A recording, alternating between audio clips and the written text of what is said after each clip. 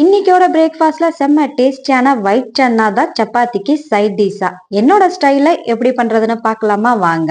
சென்னாவை ஒரு 6-7 மணி நேரம் நல்லா ஊற வச்சிருந்தேன். அதுக்கப்புறம் குக்கர்ல சேர்த்துக்கலாம். அது கூடயே பட்டை, கிராமம், ஏலக்காய், தேவையான அளவு சால்ட், தண்ணியை சேர்த்து ஒரு 6-7 விசில் விட்டு எடுத்துக்கலாம். அதுக்கப்புறம் தாளிப்புக்கு ஒரு கடாயில ஆயில சேர்த்துக்கலாம். அதுக்கப்புறம் சீரகம், ஆனியன், இஞ்சி பூண்டு எல்லாமே நல்லா வதக்கிக்கலாம். ஆனியன் ப்ரௌன் ஆனோடனே காரத்துக்கு தகுந்த ரெட் சில்லி பவுடர் நம்ம சேர்த்துக்கலாம். அதுக்கப்புறம் தக்காளி, 2 பச்சை மிளகா, அதுக்கப்புறம் ஒரு பேசிக்கான மசாலா, கரம் மசாலா, தனியா தூள், சீரகம் பவுடர் இது எல்லாமே நல்லா வதக்கிக்கலாம். இது எண்ணெய் பிரிஞ்சு வரங்குள்ள நம்ம வேக வச்ச ஒயிட் சன்னாவை கொஞ்சம் நெசுக்கி நம்ம மசாலா கூட மிக்ஸ் பண்ணோம்னா நல்லா மசாலாவும் ஒயிட் சன்னாவும் மிக்ஸ் ஆகி கொஞ்சம் திக்னஸா இருக்கும்.